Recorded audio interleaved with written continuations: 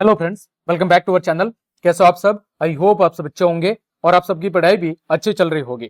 तो प्यारे विद्यार्थियों, आप सभी की रिक्वेस्ट को ध्यान में रखते हुए लेकर आ गया हूं कक्षा 8 की बोर्ड परीक्षा 2025 के लिए कल यानी 24 मार्च को होने वाले विज्ञान विषय का बिल्कुल ओरिजिनल परीक्षा पेपर। आप सभी प्यारे विद्यार्थियों से रिक्वेस्ट है कि पेपर के एक एक प्रश्नों को अच्छे से याद कर ले, साथ ही साथ अपने दोस्तों को भी जरूर शेयर करें ताकि उन सभी तक ये जानकारी पहुंच सके। तो सबसे पहले कुछ सामान्य निर्देश आपके सामने दिए गए हैं, ये आप अच्छे से पढ़ लेना। बढ़ते हैं सीधे प्रश्नों की तरफ। देखें, सबसे पहला प्रश्न है कि उत्कृष्ट धातु कौन सी है। इनमें से उत्कृष्ट धातु कौन सी है? तो इनमें से जो सही उत्तर है वो है चांदी। सोना और चांदी ये दो आपकी उत्कृष्ट धातु होती है। दूसरा है, राजस्थान में स्थित वन्य जीव अभ्यारण्य कौन सा है? तो इनमें से राजस्थान में स्थित जो वन्य जीव अभ्यारण्य है वो है रणथंभौर। कौन सा है? रणथंभौर। तीसरा है, बीजाणु निर्माण का उदाहरण है। बीजाणु निर्माण का उदाहरण कौन सा है? तो वो है आपका कवक। चौथा है, परंपरागत ऊर्जा का स्रोत कौन सा है? तो परंपरागत ऊर्जा का जो स्रोत है वो है जीवाश्म ईंधन। आगे बढ़े, प्रश्न संख्या 5 है, निम्नलिखित में से कौन सा सूर्य का ग्रह नहीं है? तो जो चंद्रमा है वो आपका सूर्य का ग्रह नहीं है। अगला है छठा, संगमरमर कैंसर का कारण है। तो संगमरमर कैंसर का कारण है वो है आपकी अम्लीय वर्षा। आगे प्रश्न संख्या 7, सिंचाई के 4 प्रमुख साधन लिखिए। तो सिंचाई के लिए नहरें, तालाब, कुएं, नलकूप ये सब क्या है? सिंचाई के प्रमुख साधन है। 8वां है, रबी और खरीफ की फसल के दो दो उदाहरण देने हैं। तो रबी फसल में क्या देख सकते हैं आप? गेहूं और चना। और खरीफ की फसल के अंदर चावल और मक्का। प्रश्न संख्या 9 है, स्टेनलेस स्टील बनाते समय लोहे के साथ निकेल व क्रोमियम धातु क्यों मिलाई जाती है? तो देखो, स्टेनलेस स्टील बनाने के लिए लोहे के साथ निकेल और क्रोमियम धातु इसलिए मिलाई जाती है क्योंकि जब ये धातुएं हैं ये लोहे को जंग लगने से बचाती है और साथ ही साथ लोहे को क्या करती है? मजबूती प्रदान करती है। और निकेल और क्रोमियम के मिश्रण से स्टेनलेस स्टील के अंदर चमक भी आ जाती है। इस वजह से स्टेनलेस स्टील बनाते समय लोहे के साथ साथ निकल और क्रोमियम धातु का क्या किया जाता है? मिलान किया जाता है। 10वां है, कॉलम 1 व कॉलम 2 का आपको क्या करना है? मिलान करना है। देखो, बेकेलाइट का उपयोग कहाँ किया जाता है? प्रेशर कुकर के हत्थे बनाने में। नायलॉन का उपयोग पैरासाइट के या पैरासूट के रस्से बनाने में। टेफ्लॉन का उपयोग नॉन स्टिक बर्तन बनाने में। और मेलेमाइन अग्निरोधी परिधान यानी वस्त्र बनाने के अंदर। 11वां है, स्वपरागण से आप क्या समझते हैं? 2 उदाहरण दो। तो स्वपरागण वह प्रक्रिया है जिसमें एक फूल के परागकण उसी फूल या उसी फूल के दूसरे फूल के वर्तिकाग्र के ऊपर क्या होते हैं? स्थानांतरित होते हैं। उदाहरण की बात करूं तो जैसे मटर और गेहूं है ना, इनमें स्वपरागण की क्रिया होती है। 12वां, लोहे को जंग से बचाने के लिए आप क्या करेंगे? तो लोहे को जंग से बचाने के लिए या तो लोहे के ऊपर पेंट या ग्रीस की परत चढ़ाएंगे, लोहे पर जस्ते की परत चढ़ाएंगे यानी जिसे हम गैल्वेनीकरण कहते हैं, या लोहे को स्टेनलेस स्टील के अंदर कन्वर्ट करेंगे, या फिर नमी से दूर रखेंगे। ये कुछ उपाय हैं जो लोहे को जंग से बचाने के लिए किए जा सकते हैं। 13वां है, आपके दोस्त को खून की कमी हो गई है, उसे कौन सा रोग हुआ है और बचाव के उपाय बताओ। तो खून की कमी को कौन सा रोग कहते हैं? एनीमिया यानी रक्त अल्पता। और बचाव के उपाय क्या है? तो आयरन युक्त खाद्य पदार्थों का ज्यादा से ज्यादा सेवन करना, जिसमें पालक, सेब, अनार, खजूर आदि। फिर विटामिन B12 और फॉलिक अम्ल युक्त खाद्य पदार्थों का सेवन करना, डॉक्टर की सलाह से आयरन की गोलियां लेना और नियमित रूप से रक्त की जांच करवाना। ये कुछ उपाय किए जा सकते हैं। 14वां है, आपके आसपास में कायिक जनन के द्वारा उत्पन्न किन्हीं 4 पौधों के नाम। तो कायिक जनन के द्वारा आलू, गुलाब, केला, अदरक इनकी उत्पत्ति की जा सकती है। 15वां है, एक वस्तु के द्वारा किए गए 400 कंपनों में लगा समय 10 सेकंड है, तो वस्तु की आवृत्ति कितनी होगी?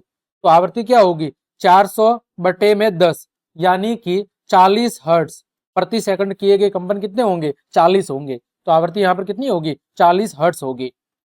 16वां है, निम्नांकित रेखा चित्र में जल के द्वारा ऊर्जा उत्पादन बताया गया है। चित्र को देखिए और अबसद में हुए ऊर्जा रूपांतरण को बताइए। तो यहाँ पर देखो बांध का पानी, यहाँ पर कौन सी ऊर्जा होगी? स्थितिज ऊर्जा। कौन सी ऊर्जा होगी? स्थितिज ऊर्जा। बहते पानी में कौन सी ऊर्जा होगी? गतिज ऊर्जा। विद्युत जनित्र के द्वारा कौन सी ऊर्जा? फिर पानी का प्रवाह, है ना, यही बहता पानी। फिर टरबाइन पर पानी का गिरना, तो यहाँ पर भी कौन सी ऊर्जा होगी? गतिज ऊर्जा। फिर विद्युत जनित्र, तो विद्युत टरबाइन पर पानी का गिरना, यहां से गतिज ऊर्जा किसमें बदलेगी? यांत्रिक ऊर्जा में। गतिज ऊर्जा यांत्रिक ऊर्जा में। विद्युत जनित्र क्या काम करेगा? विद्युत ऊर्जा को किसमें बदलेगा? जो विद्युत जनित्र है, विद्युत जनित्र क्या करेगा आपका? विद्युत जनित्र गतिज ऊर्जा को किसमें बदलेगा? विद्युत ऊर्जा में, है ना। तो यहां पर विद्युत जनित्र क्या करेगा? गतिज ऊर्जा को किसमें बदलेगा? विद्युत ऊर्जा के अंदर। और विद्युत हीटर क्या करेगा? विद्युत हीटर विद्युत ऊर्जा को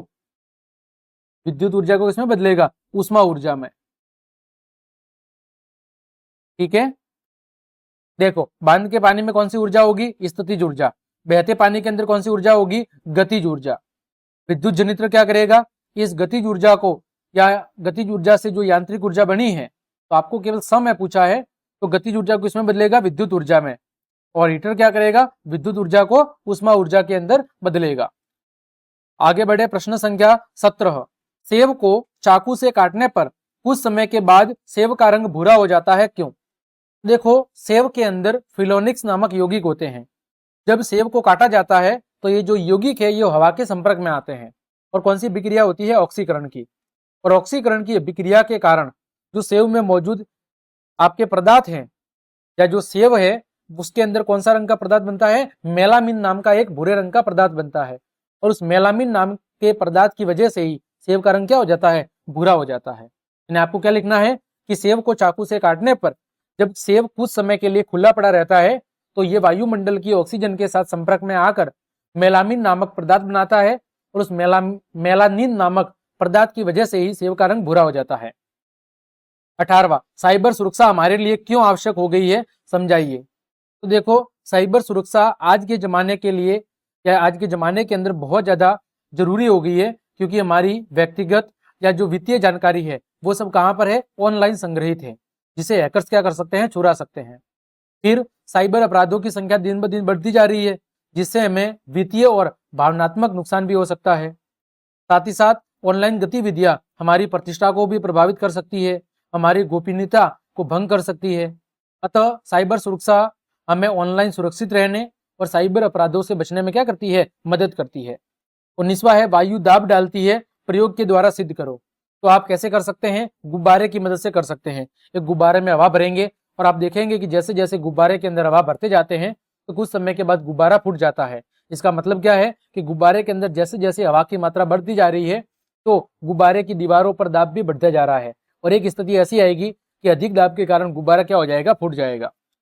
20वां है, पर्यावरण को बचाने के लिए आप अपने मित्र को क्या संकल्प लेने के लिए कहेंगे? तो क्या संकल्प लेने के लिए कहेंगे या क्या सुझाव देंगे? प्लास्टिक का उपयोग कम से कम करना, सार्वजनिक परिवहन अथवा साइकिल का उपयोग करना, जितना संभव हो ऊर्जा की बचत करना, पानी की बचत करना, पेड़ लगाना और उनकी देखभाल करना, कचरे का सही तरीके से निपटान करना, पर्यावरण के अनुकूल उत्पादों को खरीदना या उनका उपयोग करना, और दूसरों को भी पर्यावरण संरक्षण के लिए क्या करना? जागरूक करना, प्रेरित करना।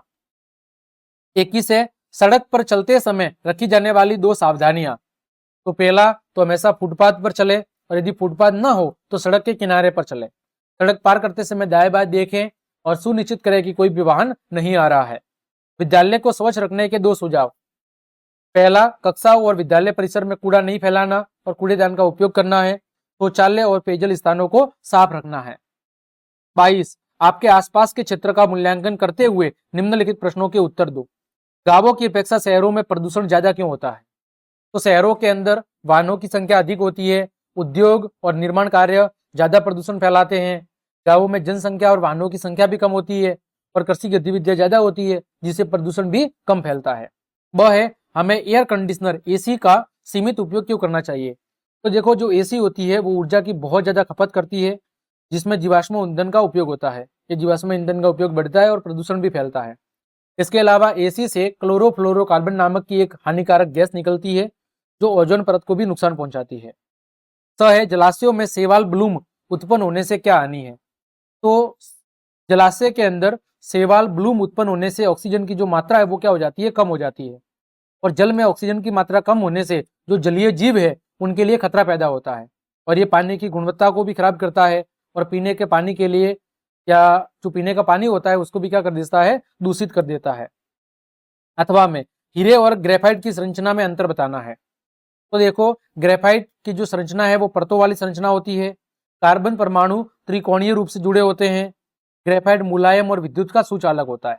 बात करें हीरे की, तो हीरे के अंदर जो कार्बन परमाणु है वो चतुष्फलकीय रूप से जुड़े होते हैं। त्रिआयामी एक नेटवर्क संरचना होती है। कठोर और विद्युत के कुचालक होते हैं। वह है, हमें जीवाश्म ईंधन का सीमित उपयोग क्यों करना चाहिए? तो देखो, जीवाश्म जो ईंधन है वो प्रकृति के अंदर सीमित मात्रा में उपलब्ध है और इनका जो दहन है वो वायु प्रदूषण का कारण बनता है। इनके जलने से ग्रीन हाउस गैसें निकलती है जो जलवायु परिवर्तन का कारण बनती है। फिर ईंधन के रूप में एलपीजी और लकड़ी की तुलना करनी है। आप सबको पता है एलपीजी एक स्वच्छ ईंधन है, कम धुआं देता है, फिर उच्च ऊष्मा उत्पादन करता है, आसानी से उसका परिवहन और भंडारण किया जा सकता है। लकड़ी धुआं और राख उत्पन्न करती है, कम ऊष्मा का उत्पादन करती है। लकड़ी को भंडारण करना, उसका परिवहन मुश्किल है और पर्यावरण के लिए भी हानिकारक है। 23वें में मानव हृदय की संरचना का नामांकित चित्र बनाना है और सीरा और धमनी में आपको 3 अंतर बताने हैं।